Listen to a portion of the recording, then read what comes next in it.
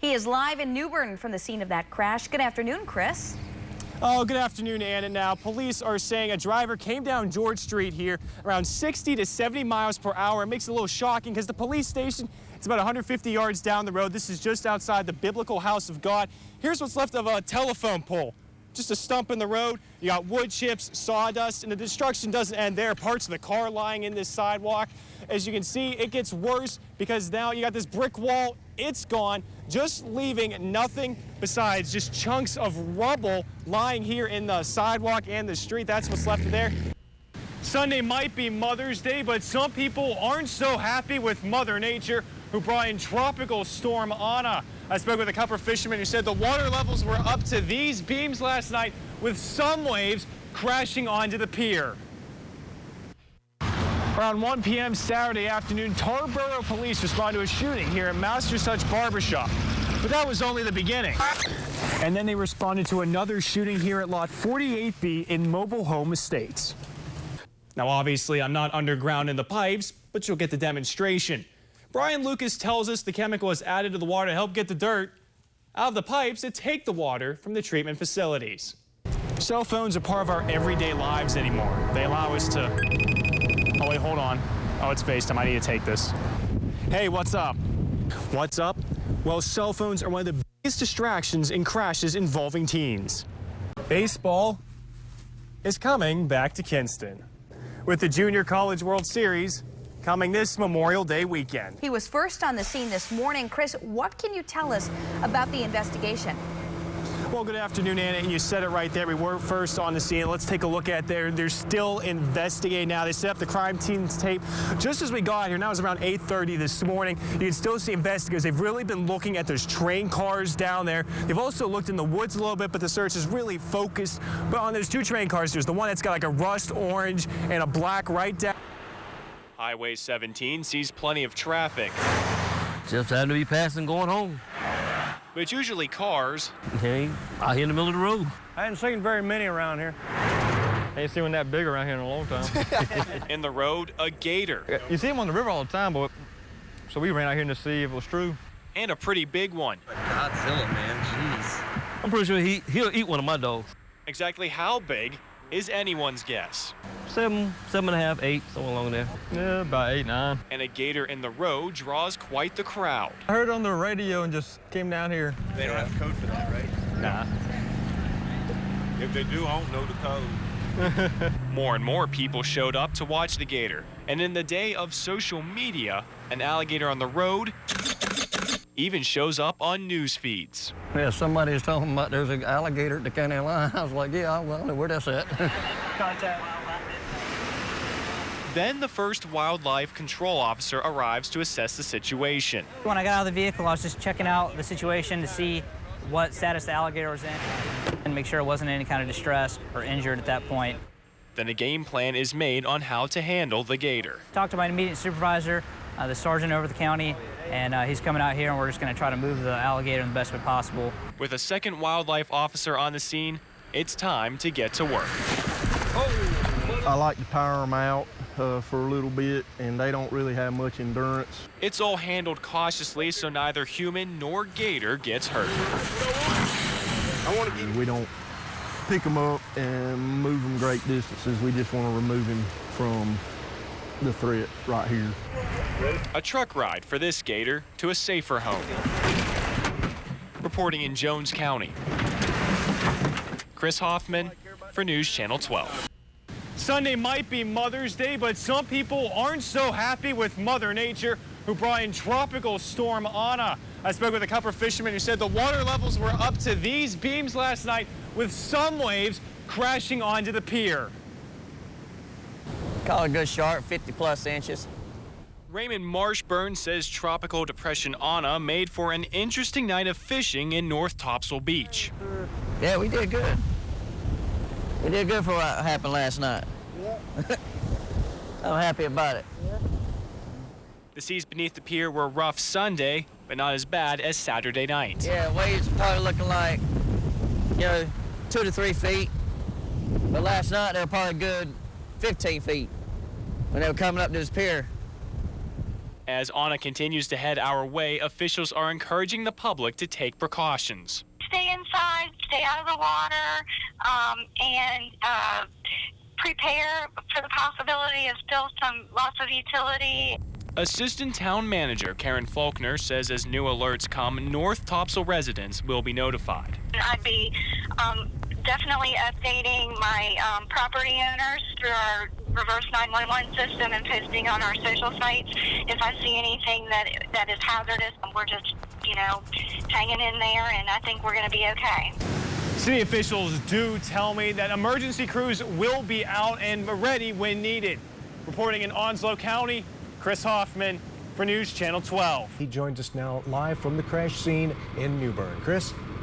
Oh, good evening, Wes. Now, the scene here at the Biblical House of God on George Street has improved quite some time. You can see the bricks have really been cleaned up in that parking lot. They went all the way from that corner there. As our cameraman takes a look at that, all the way to the window, you can see basically across that parking lot. A member of the parish and the pastor were both out all day cleaning this up, and they tell us it was quite the scene this morning.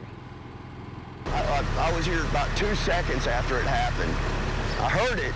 I felt it. What Howard Nelson felt, a boom and crash, leaving a path of destruction.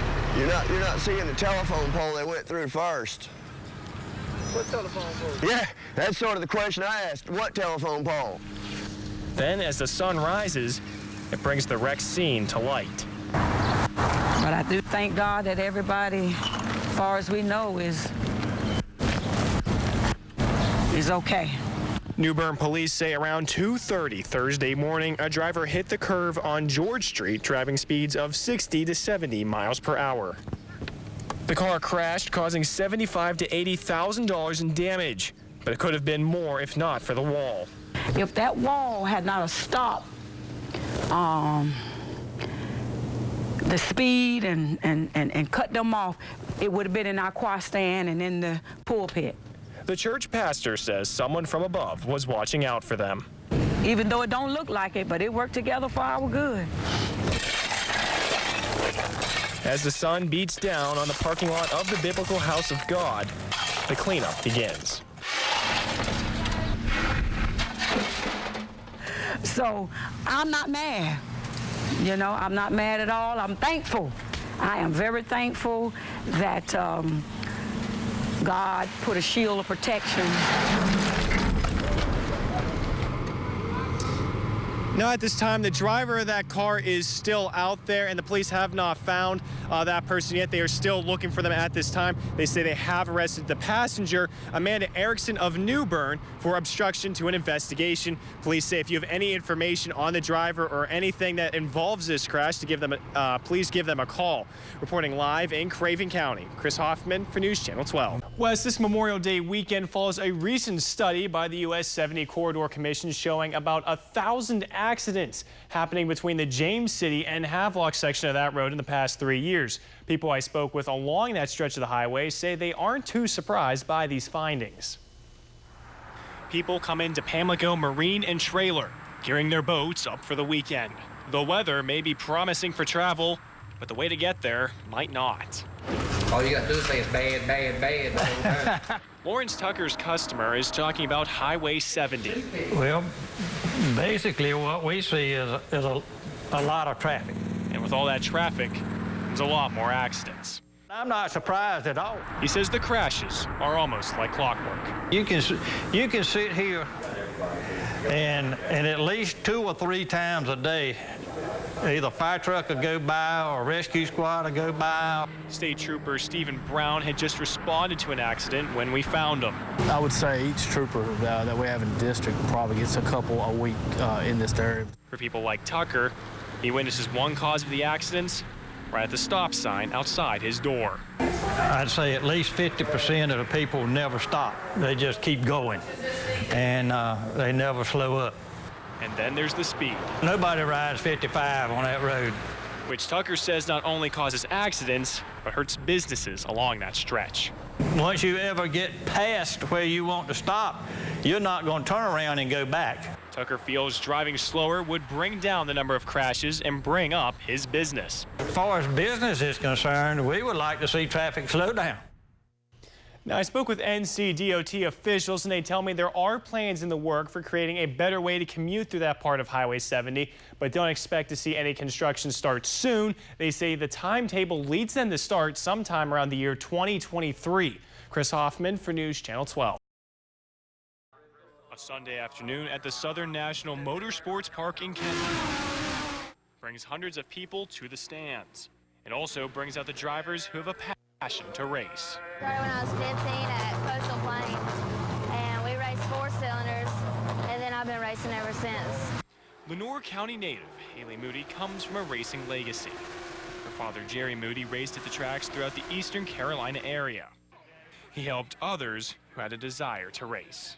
Yeah, you know, Jerry Moody, I mean, he was an awesome guy. He gave me a chance to have a chance to keep racing in late model stock, and he gave a lot of people a lot of chances. Matt McCall raced in the car that Moody owned, eventually winning a United Auto Racing Association championship.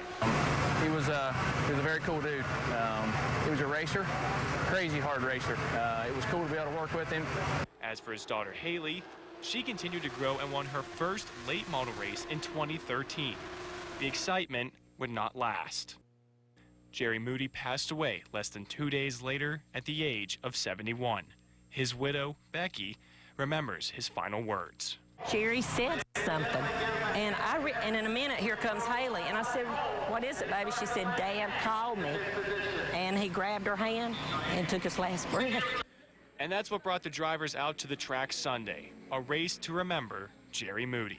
It's pretty cool because my dad's always had a car here, and I know he'd want me to race it, so it's pretty cool. Starting in the inside row of number 4, that's the number 50 car of Haley Moody. A lot of mixed emotions on this particular race, racing in the memory of her dad. And for 100 laps, drivers battled it out in Moody's memory. I'm just glad I had someone in my life for 30 years that so many people loved and thought so much of. Becky Moody watches as a mother would with concern, making sure her daughter is okay. She's the only female racer in this group. Then comes the last lap. For the last time down the back straightaway, it's a third of a mile left for the car number 51 of Matt McCall. He's going to come to the checkered flag. Haley may not have won, but for the Moody's, this is still a win. If we couldn't win, I'm glad they won. McCall says the Ford-loving Jerry was somewhat with them at the end. Well, I don't want to give him too much credit because we have a Chevy in here, so he probably was a little bit, but not 100%. McCall giving his winning trophy to the family it honors. Chris Hoffman for News Channel 12.